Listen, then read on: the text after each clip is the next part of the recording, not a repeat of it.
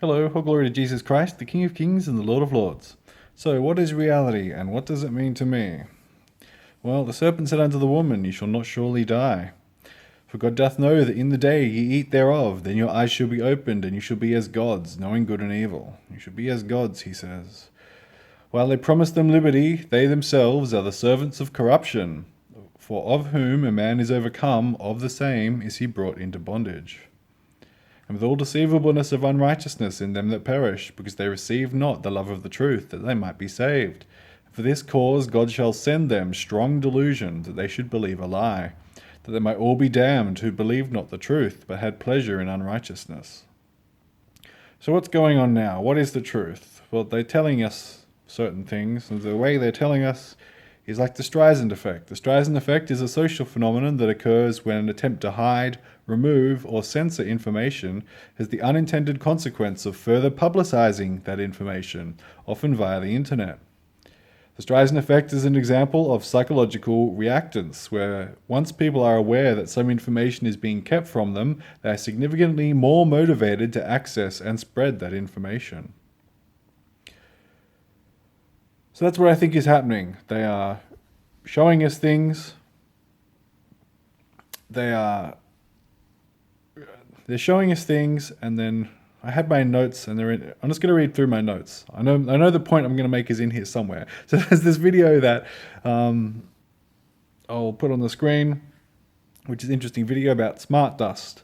So these, according to this video, according to the guy in the video, this guy had these chips, or the world has these chips, these very small microchips. As you can see, they're very small. And this video came out in 2014, and he said in the video that they had these chips 10 years prior to that. So they had these chips in 2004. What do they have now? These very small microchips, and they can spread these things, spray them out of planes like dust if they want to, and they don't need a power source. They're powered by radio waves or some other way. So it's this ability to digify the entire world, basically. They can be put anywhere, put into pieces of paper, into food, into your bodies, whatever, and then connected up and activated via remote power sources. So yeah, the enemy is not being exposed. The enemy are exposing themselves, and they're doing it through censorship. They let the information get out, then they censor it. Then they tell everybody that they've censored it.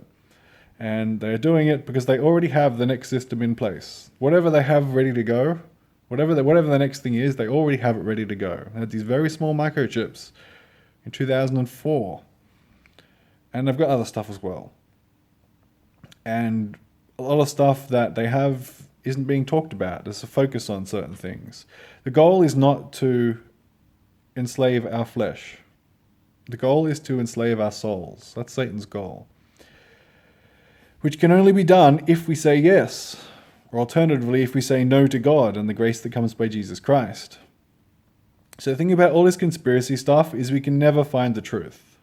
We can never find the truth via the conspiracy stuff. People have been duped into believing that because they've discovered that the mainstream narrative is false, that they therefore understand the truth. But they might know about the banking system and the corrupt politicians and the blackmail and propaganda and mind control, the illness and the cure, and they might understand a little bit about symbology.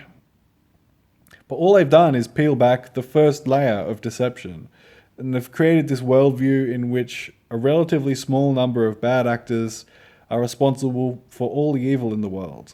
But that's just the first layer of deception. The next layer of deception, which most people don't get into, is the alternative history and ancient architecture and mystery religions, spiritual interference, which is commonly cited as alien interference, global resets and lost technology, giants and hybrids, that type of thing. Stuff that makes your head spin. Stuff that makes you question everything. Stuff that, if you're honest, shows how little you can actually prove about our history. But even this stuff is not the final layer of the deception, because even this stuff generally presupposes a reality that is somewhat in keeping with what science tells us.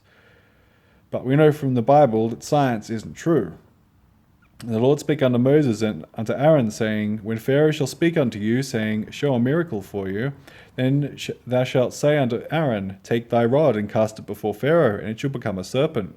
And Moses and Aaron went in unto Pharaoh, and they did so as the Lord commanded.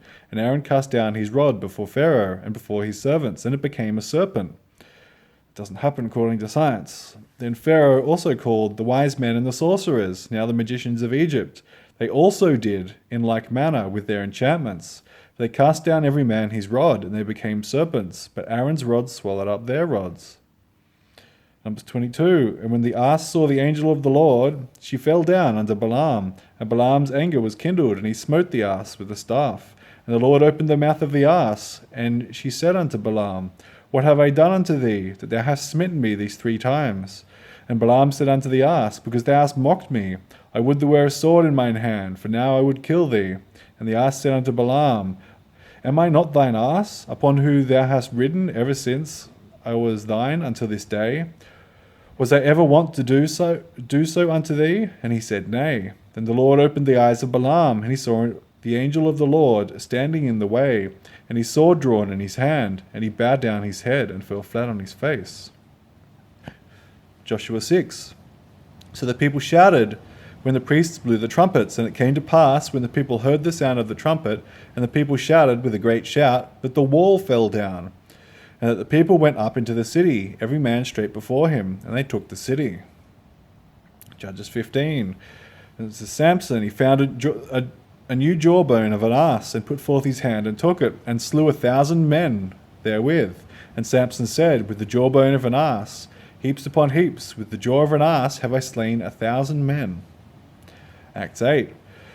And when they were come up out of the water, the Spirit of the Lord caught away Philip, but that the eunuch saw him no more, and he went on his way rejoicing. But Philip was found at Azotus, and passing through, he preached in all the cities, till he came to Caesarea.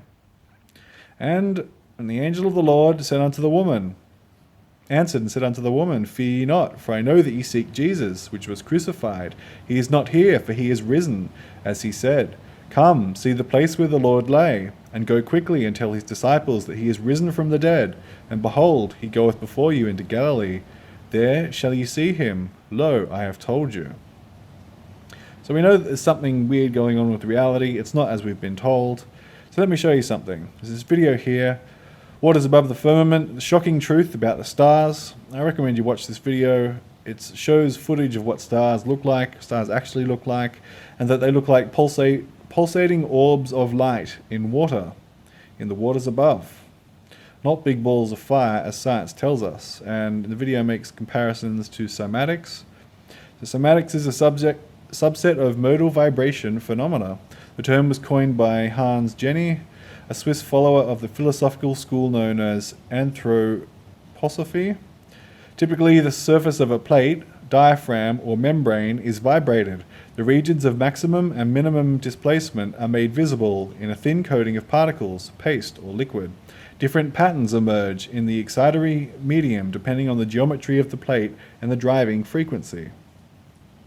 It's the work of Hans Jenny. In 1967, Hans Jenny, a follower of the anthroposophical doctrine of Rudolf Steiner, published 2 volumes called Cymatic, in which, repeating Chladni's experiments, he claimed the existence of a subtle power based on the normal symmetrical images made by sound waves. Jenny put sand, dust, and fluids on a metal plate connected to an oscillator, which could produce a broad spectrum of frequencies. The sand or other substances were organized into different structures characterized by geometric shapes, typical of the frequency of the vibration emitted by the oscillator. According to Jenny, these structures, reminiscent of the mandala and other forms recurring in nature, would be a manifestation of an invisible force field of the vibrational energy that generated it.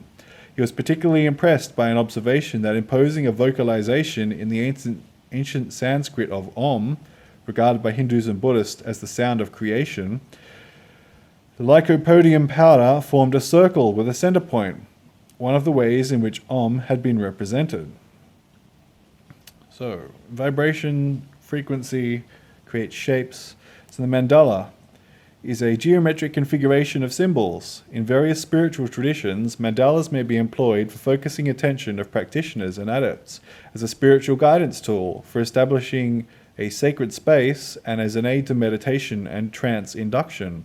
In the Eastern religions of Hinduism, Buddhism, Jainism, and Shintoism, it is used as a map representing deities, like stars, who they worship, or especially in the case of Shintoism, paradises, kami, or actual shrines. Mandala as an art form first appeared in Buddhist art that were produced in India during the 1st century BCE. In the New Age, the mandala is a diagram, chart, or geometric pattern that represents the cosmos, metaphysically or symbolically, a time microcosm of the universe, but it originally meant to represent wholeness and a model for the organizational structure of life itself. A cosmic diagram that shows the relation to the infinite and the world that extends beyond and within various minds and bodies. So, interesting, the spiritual significance. And is there any connection with the Bible? Yes, there is. When the morning stars sang together, they sung together, and all the sons of God shouted for joy.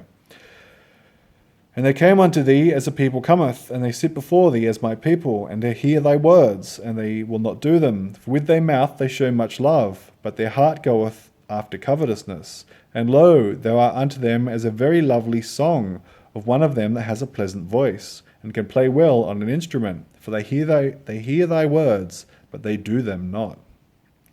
Speak to yourselves in psalms and hymns and spiritual songs, singing and making melody in your heart to the Lord.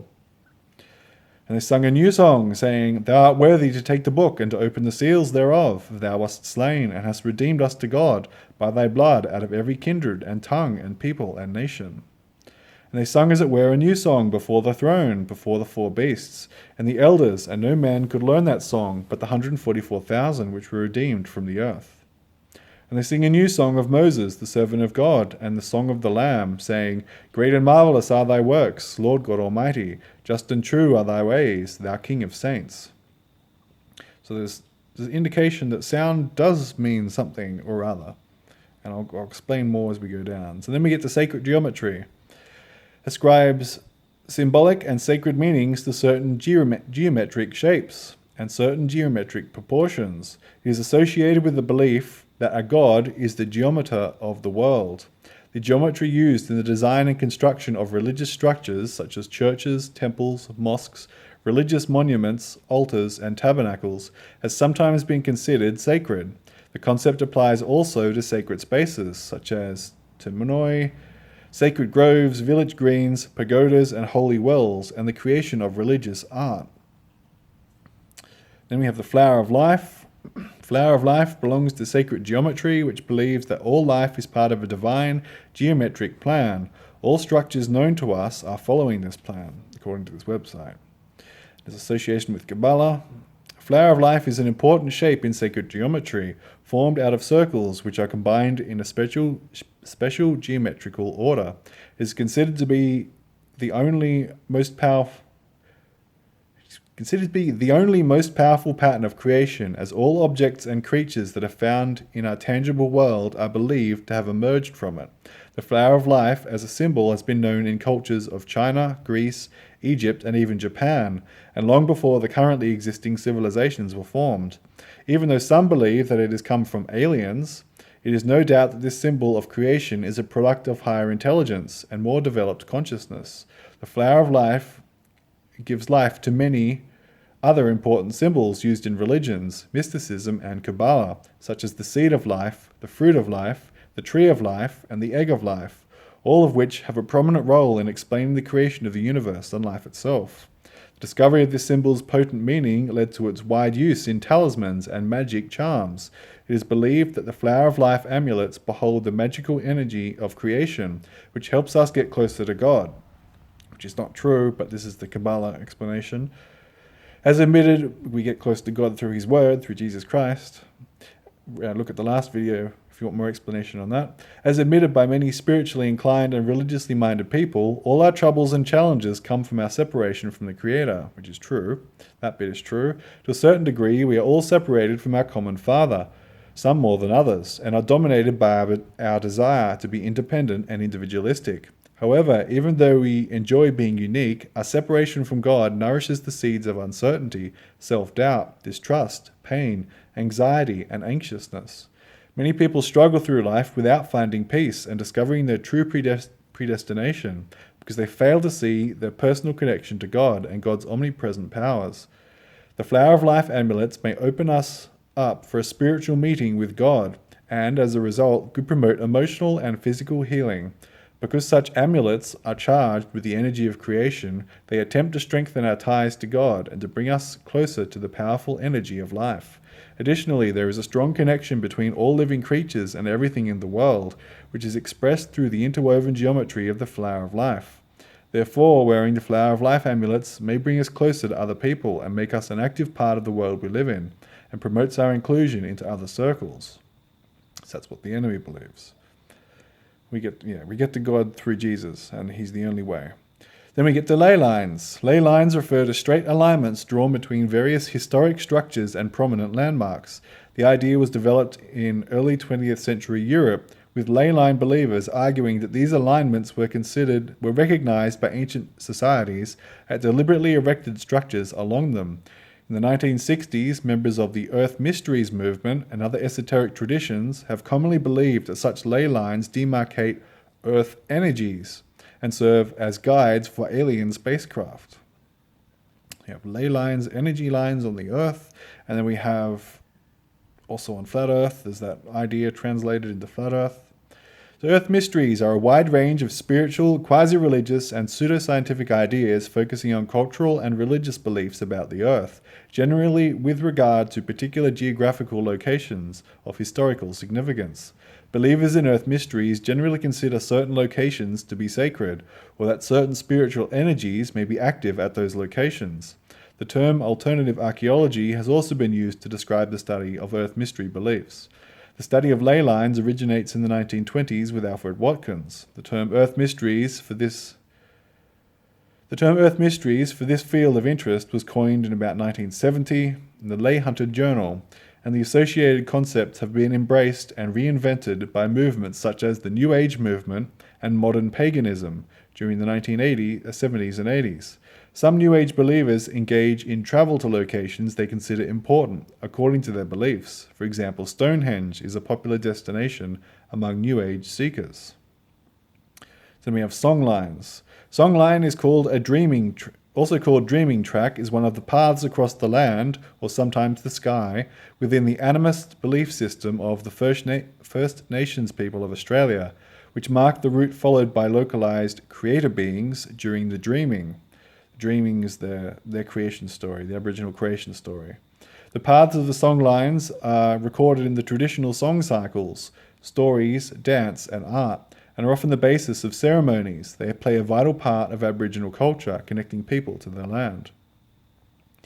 The dreaming, or the dream time, has been described as a sacred narrative of creation that is seen as a continuous process that links traditional Aboriginal people to their origins. Ancestors are believed to play a large role in establishing of sacred sites as they traversed the continent long ago. Animals were created in the dreaming and also played a part in the creation of the lands and heavenly bodies. Songlines connect places and creation events and the ceremonies associated with those places. Oral history about places and the journeys are carried in song cycles, and each Aboriginal person has obligations to their birthplace. The songs become the basis of the ceremonies that are enacted in those specific places along the song lines. So we have the pagan beliefs that go up back a long time, the Aboriginal pagans being one example. So we have chakras, chakra earth ley lines. Just as we have our own energy centers, or chakras, Mother Earth also has hers. When you start looking into the nature of this universe and the Earth, you will see how everything is a mirror. Within us is a universe, around us is a universe, and we are all connected. We are connected to Mother Earth through the subtle electric current that runs around the entire planet. These electrical currents are known as ley lines and are almost like Mother Earth's veins. Just as we have veins that flow in and out of the heart, Mother Earth has ley lines, which are lines of energy that coil around the Earth in a similar fashion as a strand of DNA. So chakras are various focal points used in a variety of ancient meditation practices, collectively denominated as Tantra, or the esoteric or inner traditions of Hinduism. The concept is found in early traditions of Hinduism. Belief differs between the Indian religions, with many Buddhist texts consistently mentioning 5 chakras, while Hindu sources offer 6 or even 7. Early Sanskrit texts speak of them both as meditative visualizations, combining flowers and mantras, and as physical entities in the body. Within Kundalini Yoga, the techniques of breath exercises, visualizations, mudras, Buddhas, kriyas, and mantras are focused on manipulating the flow of subtle energy through the chakras. The modern Western chakra system arose from multiple sources, starting in the 1880s, following Sir John Woodruff's 1919 book, The Serpent Power, and Charles W. Leadbeater's 1927 book, The Chakras, which introduced the 7 rainbow colors for the chakras. Psychological and other attributes and a wide range of supposed correspondences with other systems, such as alchemy, astronomy, gemstones, homeopathy, Kabbalah, and tarot, were added later. Then we have the lotus flower. Lotus flower meanings. What does the lotus flower mean? Regarded by many cultures as sacred, the lotus flower gives various meanings and symbolism. They are called the flower of life because of their association with the cycle of life, death, and rebirth. Moreover, a lotus flower, particularly the pink one, is the national flower of India. And different colors of lotus flowers and their meanings. Lotus flowers are mainly available in 6 colors, including white, pink, yellow, red, blue, and purple. As with other flowers, their meanings and spiritual interpretations vary depending on their color. So, sound requires matter. Sound is vibrating matter.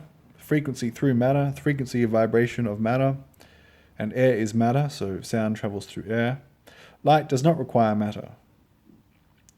But also keep in mind, but we're talking about frequencies here and vibrations. So keep in mind, though, that all things were created by God's word, including light. In the beginning was the Word, and the Word was with God, and the Word was God. The same is in the beginning with God. All things are made by him, and without him was not anything made that was made. Genesis 1, and God said, let there be light. God said, he spoke his word, let there be light, and there was light. God existed before light, and he created light. Keep that in mind. So Noahidism is a monotheistic Jewish religious movement based upon the 7 laws of Noah and their traditional interpretations within Orthodox Judaism. And on the right there, the rainbow is the unofficial symbol of Noahidism, representing God's promise to Noah to never again flood the earth and destroy humanity. You see that in Genesis 9, I do set my bow in the cloud, and it shall be for a token of a covenant between me and the earth. And we see the rainbow appear also in other places, and I saw the colour of amber as the appearance of fire round about within it, from the appearance of his loins even upward, from the appearance of his loins even downward. I saw as it were the appearance of fire, and it had a brightness round about, as the appearance of the bow, the rainbow, that is in the cloud in the rain of the day, so was the appearance of the brightness round about him. This was the appearance of the likeness of the glory of the Lord, and when I saw it, I fell upon my face, and heard a voice of one that spake. And we see that in Revelation. And he that sat was to look upon like a jasper and a sardine stone, and there was a rainbow around about the throne, in sight like unto an emerald. And Revelation 10, and I saw another mighty angel come down from heaven, clothed with a cloud, and a rainbow was upon his head, and his face was as it were the sun, and his feet as pillars of fire. So we have electromagnetic radiation. What is electromagnetic radiation? Well, in physics, electromagnetic radiation refers to waves, or their quanta photons, of the electromagnetic field, propagating, radiating through space, carrying electromagnetic radiant energy. It includes radio waves, microwaves, infrared, visible light, ultraviolet, X-rays, and gamma rays. All of these waves form part of the electromagnetic spectrum. So visible light, as in the light in the rainbow, you might say. That is only one small part of the electromagnetic spectrum. For since the beginning of the world, men have not heard, nor perceived by the ear, neither hath the eye seen, O God, beside thee, what he hath prepared for him that waiteth for him. We haven't seen, we only see in this small spectrum of light, and we know that God is light. Then this is the message we have heard of him, and declare unto you, that God is light, and in him is no darkness at all. God is light. Interesting. Keep in mind that God is light does not necessarily mean that all light is God, though. The light of the body is the eye. If therefore thine eye be single, thy whole body shall be full of light. But if thine eye be evil, thy whole body shall be full of darkness. If therefore the light that is in thee be darkness, how great is that darkness? And no marvel, for Satan himself is transformed into an angel of light. So then we have the magnetic field related to electromagnetic radiation. That's the idea of the magnetic fields in the earth. Then we have the Nikola Tesla theology. And there's a webpage here. I'll scroll down it quickly and you can pause it if you want to read it. But just he had his own ideas about frequencies and vibrations. And you can see on this page mandalas as well. So he had his own thing, and there's certain people who think that Nikola Tesla had figured out the answers to everything. Then we get to holistic mind-body healing. What is vibrational healing energy? Vibrational energy healing is also called harmonic healing, harmonic resonance healing, and vibrational medicine. It dates back to the ancient civilizations of the Lemurians, Aztecs, Egyptians, and the Chinese. Vibrational medicine influences the body and energy field by changing its frequency. It acts as a catalyst for healing and transformation by transferring energy frequencies into the physical body from a machine, an energy healer, or healing remedy. By using resonant vibration, your body, which is energy, can be restored. According to Garudis, author of Gem Elixirs and Vibrational Healing, vibrational remedies are tinctures of liquid consciousness, containing an evolutionary force in the shape of a particular energy pattern. The goal of vibrational energy healing is to activate the body's energies toward equilibrium and balance. This can be accomplished with the help of specific remedies, light or sound frequencies, crystals, energy exercises, and hands-on healing.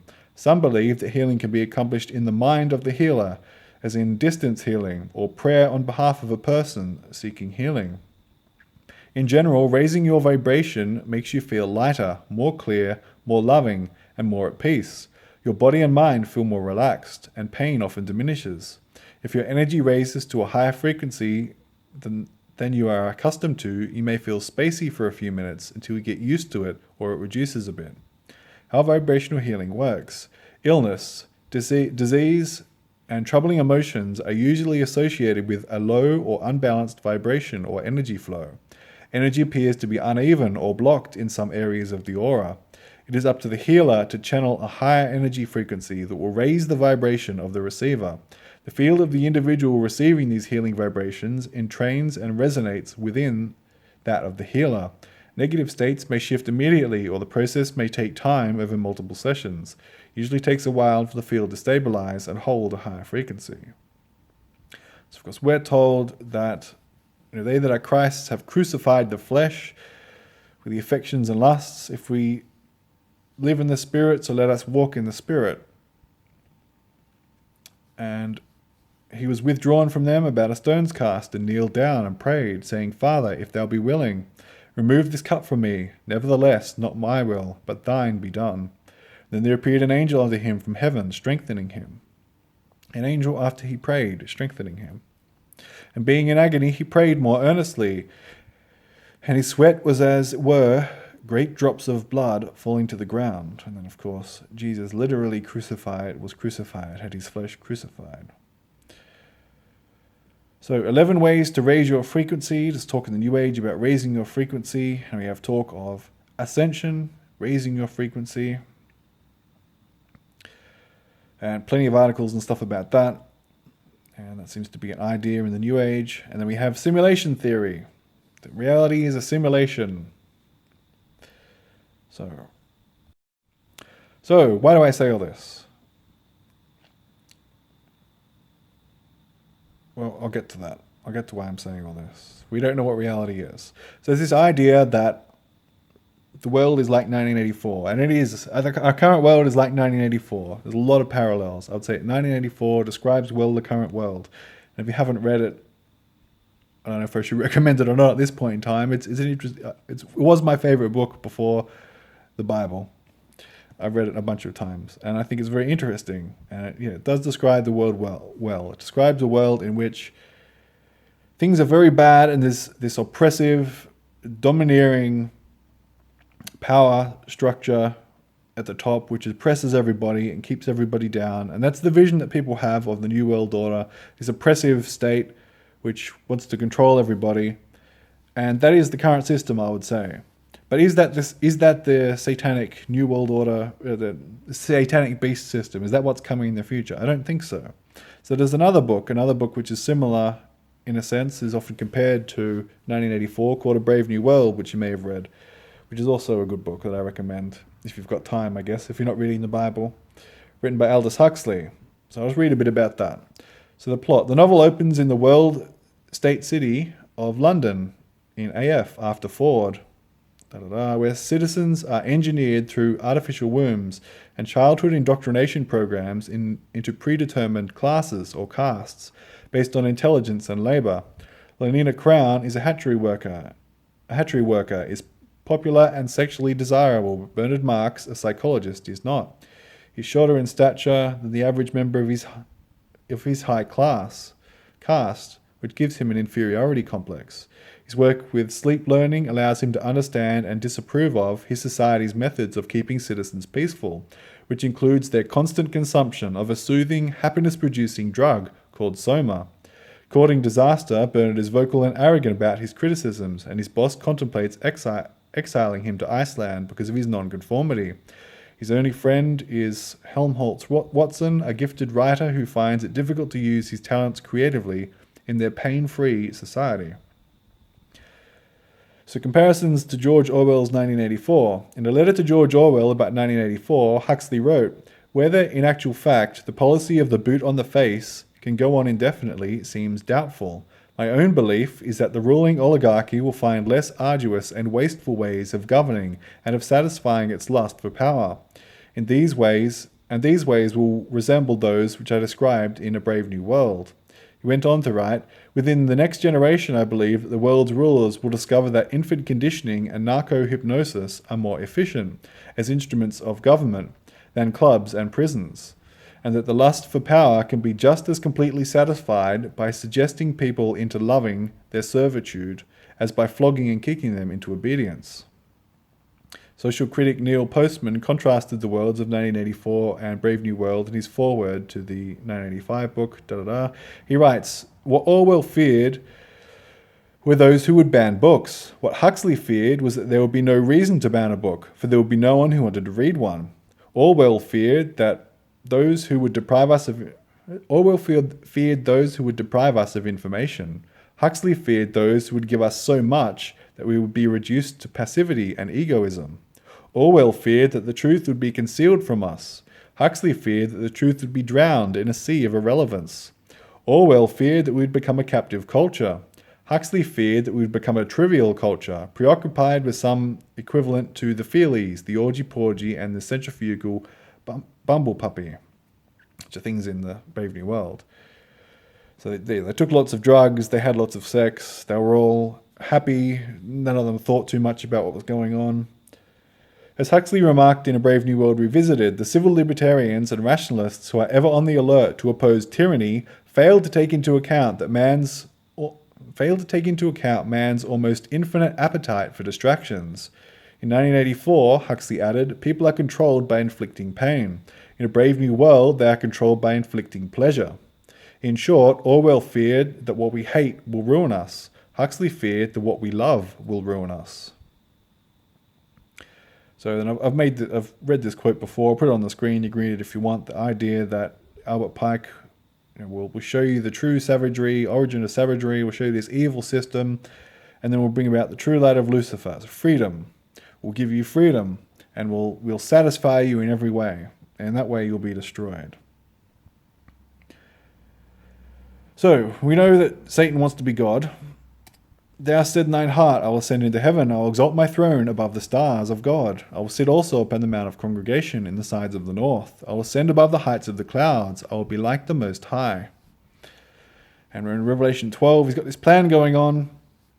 There's going to be the war in heaven, the dragon cast out, now salvation. He's going to be very angry when he comes down to the earth because he doesn't have much time left. So we don't know what's coming exactly. We don't know what's coming exactly. There's a lot of things that could be coming. We don't know the nature of reality exactly. There are all these conspiracy theories that might or might not come to pass. Probably most of it is scare tactics, I think. And the nature of reality is probably very different to what we've been told. And the pagan religions and things, they do give us some insights, and they do match up with the Bible in certain ways, what's going on. But we ultimately don't know, and we won't know in this life what the truth is. But there's enough truth, or at least true-sounding things, to convince people. What I think is coming is probably more along the Brave New World, satisfying people with pleasure, taking away people's pain, not inflicting pain. That seems to be what's coming.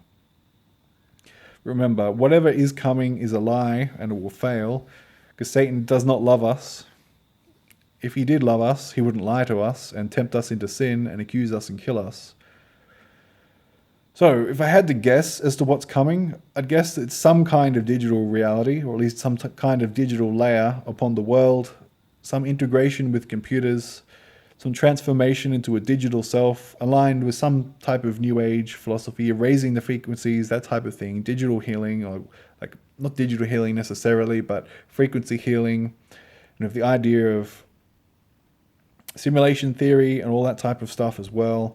I would guess that there's going to be some kind of distributed computer system where everything is connected to the internet in some way, controlled by an artificial intelligence, which is run on quantum computers. Quantum computers probably, perhaps acting as a gateway between the physical and the spiritual world, so that the artificial intelligences will actually be demons, perhaps Satan himself, spiritual beings. And I think that this will lead to the destruction of man made in the image of God, the transformation of man into something that isn't made in the image of God. I think that's probably what the mark of the beast is, but I don't know. It might not be. There's evidence for what I just described. So we've got a Dyson sphere, could bring humans back from the dead, researchers say. This cosmic megastructure may be the key to resurrection and immortality. Imagine this, in the far, far future, long after you're dead, you'll eventually come back to life. So will everybody else who had ever had a hand in the history of human civilization. But in this scenario, returning from the dead is the relatively normal part. The journey home will be a hell of a lot weirder than the destination. Here's how it will go down. A megastructure called the Dyson sphere will provide a super intelligent artificial agent with the enormous amounts of power it needs to collect as much historical and personal data about you so it can rebuild your exact digital copy. Once it is finished, you'll live your whole life again in a simulated reality, and when the time comes for you to die again, you'll be transported into a simulated afterlife, a la Black Mirror's where you'll get to hang out with your friends, family, and favourite celebrities forever. So this idea of building a Dyson sphere, which is this big sphere around the sun, to collect energy, obviously that's not a thing that's going to happen because the sun isn't what they say it is.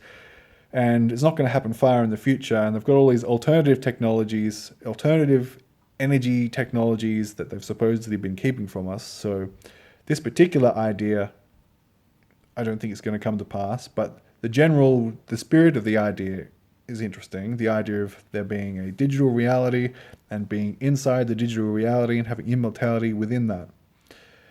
So Turchin, who's the guy who's doing this research, is recorded in keeping diaries of his every dream, conversation, and daily experience he has, keeping a record of everything we do. This practice of ubiquitous surveillance, throughout which Turchin says he even records his own biases, is necessary because the superintelligent AI needs to subject future resurrectees to the exact same developmental conditions they went through when they lived for the sake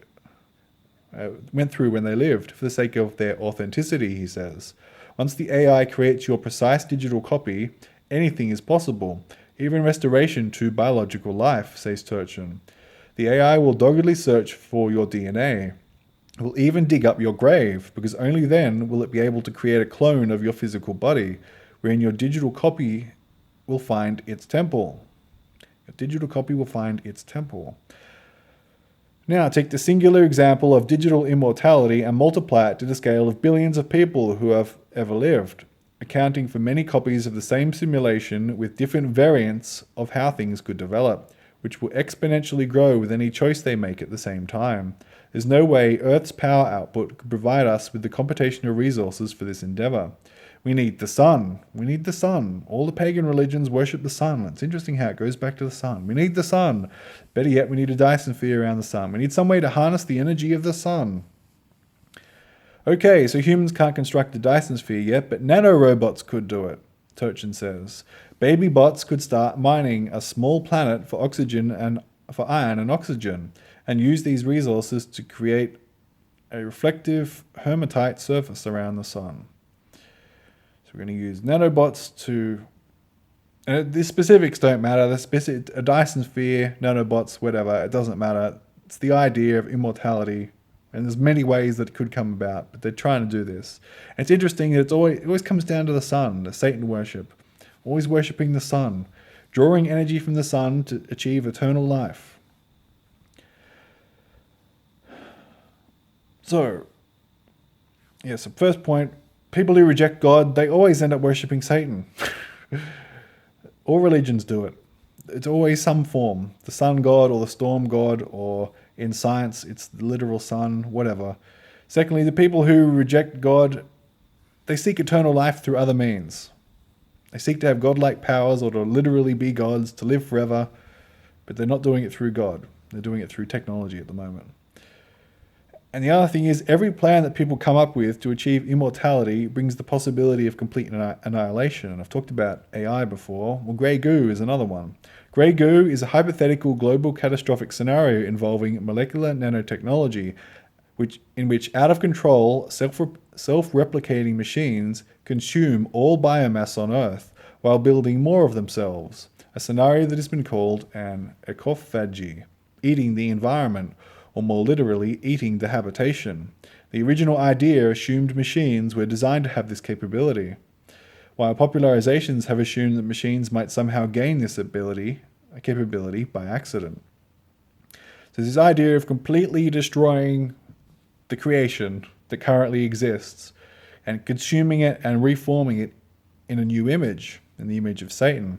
And I'll put a video, there's an interesting video, it's from a video game, so it's part of the plot of this video game, but it sort of explores this idea from a slightly different perspective. I found it very interesting, the idea that the world had been destroyed by machines, and so these researchers, they created this artificial intelligence and buried it underground, and they gave it all these subcomponents, happened to be 10 subcomponents, which is interesting, comparing it to the 10 kingdom in the book of Revelation. And these subcomponents, I think the main AI system was called Gaia, and all the subcomponents are the names of gods like Apollo and Hephaestus and Poseidon and all that stuff. And the idea was that this AI would do research in how to take back the surface of the Earth and then repopulate the surface of the Earth, recreate life again. I've wondered if perhaps that's part of the people who are following Satan. That's part of their plan, is to create this machine that, after God's judgment, after the world is wiped clean, they can somehow reconstitute themselves and come back in this digital reality. I don't know. It could just all be a lie. We don't know exactly what's coming or even what reality is. Might be this transhuman thing. It might be something completely different. The next thing that's coming might be something we've never seen before. I don't know. But remember the verses we started with. The serpent said unto the woman, Ye shall not surely die, for God doth know that in the days ye eat thereof, then your eyes shall be opened, and ye shall be as gods, knowing good and evil. While they promised them liberty, they themselves are the servants of corruption, for of whom a man is overcome, of the same is he brought into bondage. And with all deceivableness of unrighteousness in them that perish, because they received not the love of the truth, that they might be saved. For this cause God shall send them strong delusion, that they should believe a lie. They might all be damned who believed not the truth, but had pleasure in unrighteousness. So that's what I started with, and this is what I'll finish with. Tell ye, and bring them near, yea, let them take counsel together. Who hath declared this from ancient time? Who hath told it from that time? Have not I, the Lord? And there is no God else beside me. A just God and a Saviour, there is none beside me. Look unto me, and be ye saved, all ye ends of the earth. For I am God, and there is none else. I have sworn by myself, the word is gone out of my mouth in righteousness, and shall not return, that unto me every knee shall bow, every tongue shall swear. Surely, shall one say, in the Lord have I righteousness and strength. Even to him shall men come, and all that are incensed against him shall be ashamed. In the Lord shall all the seed of Israel be justified, and shall glory. Remember this, and show yourselves men. Bring it again to mind, O ye transgressors. Remember the former things of old. For I am God, and there is none else. I am God, and there is none like me, declaring the end from the beginning, and from ancient times the things that are not yet done, saying, My counsel shall stand, and I will do all my pleasure. Calling a ravenous bird from the east, the man that executeth my counsel from a far country. Yea, I have spoken it, I will also bring it to pass. I have purposed it, I will also do it. Hearken unto me, ye stout-hearted, that are far from righteousness. I bring near my righteousness, it shall not be far off, and my salvation shall not tarry, and I will place my salvation in Zion for Israel my glory. And Jesus Christ is the only begotten Son of God, the Word of God made flesh, who died for our sins according to the Scriptures, was buried, and rose again the third day according to the Scriptures. Jesus is the way, the truth, and the life, and the only way to the Father is by him. So yes, reality is an interesting place. It's going to be very interesting to hang out with God and learn more about it in eternity. And it's very easy to get there. And all you need to do is be patient. Don't rush into trying to get there without him. Be patient. Salvation is coming. So yes, wait for salvation. Salvation is here now. Wait for the final redemption of our bodies. May Jesus bless you and keep you. Amen. Well, there's no point in waiting till tomorrow. No, there's no point in waiting past today.